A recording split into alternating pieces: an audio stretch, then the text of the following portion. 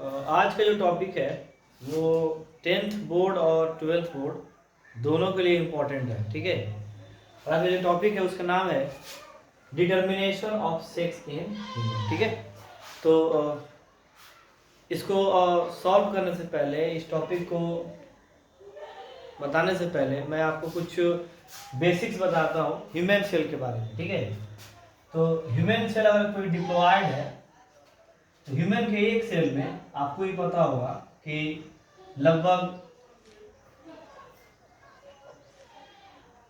23 pair यानी 46 chromosomes होते हैं।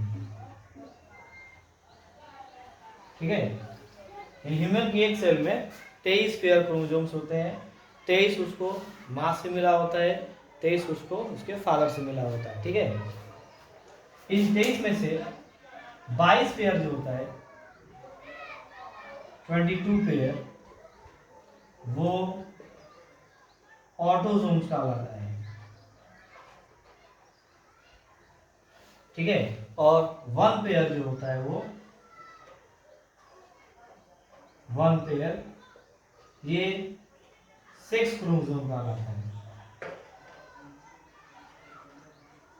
ठीक है, तो 22 पेयर यानी 44 ऑटोसोम्स होते हैं और 1 पेयर यानी 2 सेक्स क्रोमोसोम्स होते हैं। ठीक है, ऑटोसोम्स बॉडी के सारे कैरेक्टर्स को कंट्रोल करता है। ठीक है, और सेक्स क्रोमोसोम सेक्स ऑर्गन्स को कंट्रोल करता है, यानी सेक्स क्रोमोसोम्स के ऊपर जो जीन्स होते हैं वो सेक्स ऑर्गन्स के लिए रिस्पॉन्सिबल होते हैं, और ऑटोसोम्स बॉडी के डिफरेंट पार्ट्स को जो जीन्स को कैरी ओवर करता है। ठीक है, अब जो सेक्स क्रोमोसोम है वो 2 तरह का होता है। ठीक है, एक होता है मेल में और एक होता है फीमेल में। तो मेल में जो सेक्स क्रोमोसोम होता है वो आपको पता होगा एक्स वाई होता है, फीमेल में एक्स एक्स होता है। इसका मतलब ये हुआ कि ऑटोसोम्स दोनों में कॉमन होगा, यानी मेल और फीमेल दोनों में कॉमन होगा, लेकिन जो सेक्स क्रोमोसोम है वो मेल में एक्स वाई होगा और फीमेल में एक्स एक्स होगा। ठीक है, यानी हम कह सकते हैं इन शॉर्ट कि मेल में 44 ऑटोसोम्स होगा प्लस एक्स वाई होगा, और फीमेल में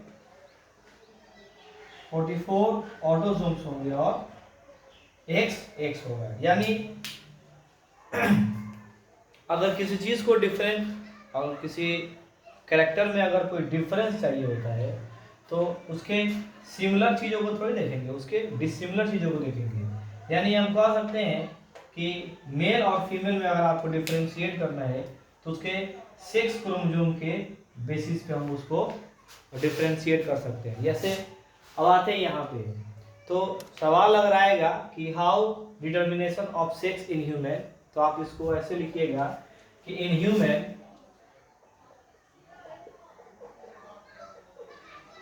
comma sex is determined by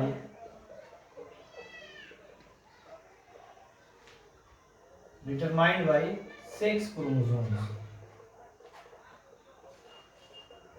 sex chromosomes, और सेक्स क्रोमोसोम्स को हम लोग एलोसोम्स भी कहते हैं। ठीक है, और हेट्रोसोम भी कहते हैं।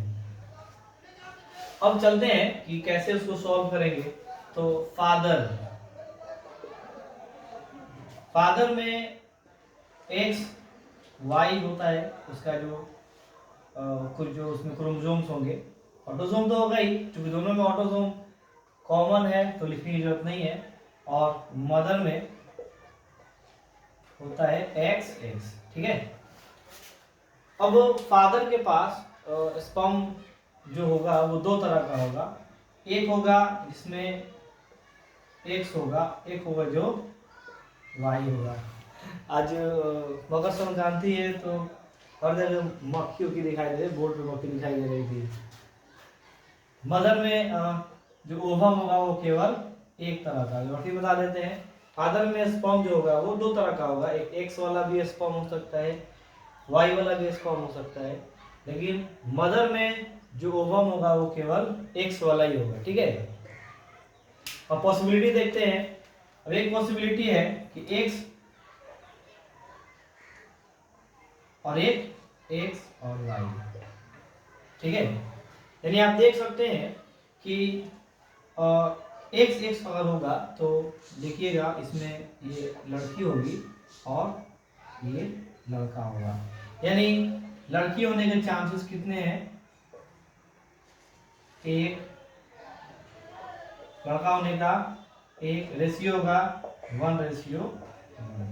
यानी हम कह सकते हैं कि लड़का और लड़की होने के जो चांसेस है वो हर बार 50-50 होता है, हर बार 50-50 होता है।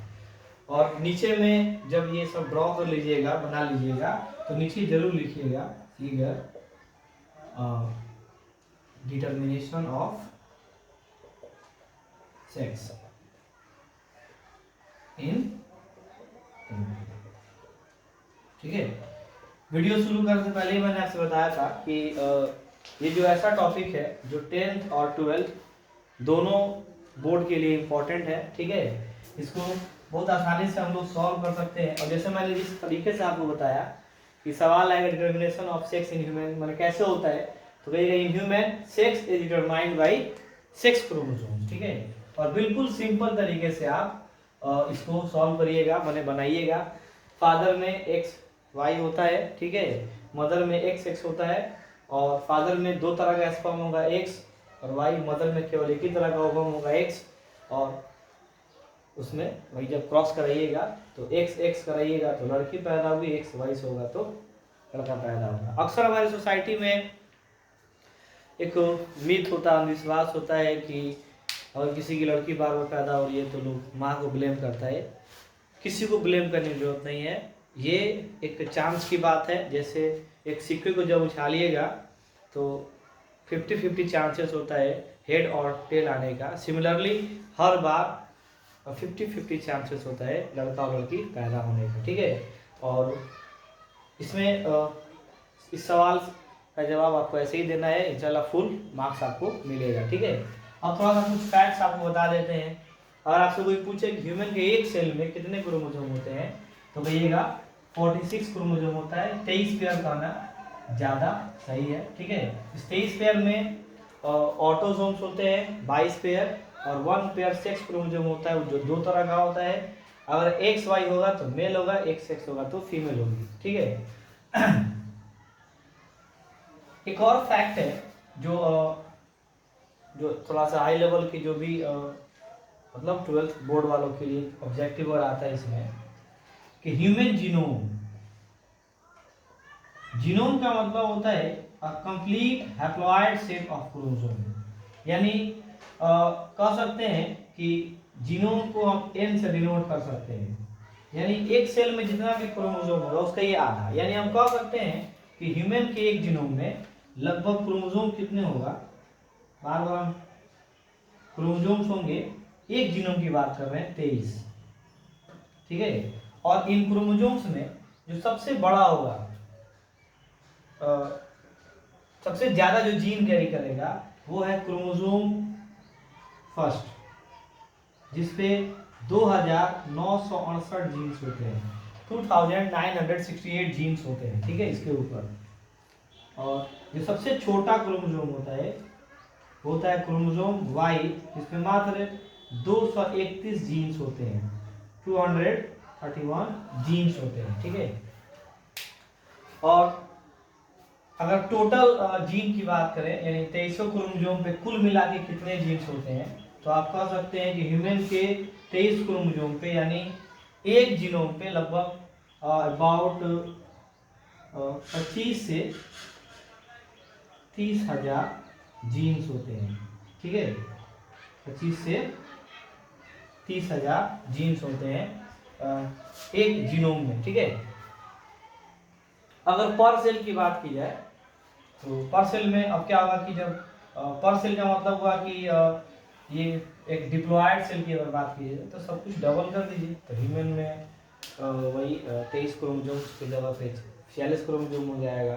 25 से 30,000 जीन्स की जगह पे 50 से 60,000 जीन्स हो जाएंगे, ठीक है।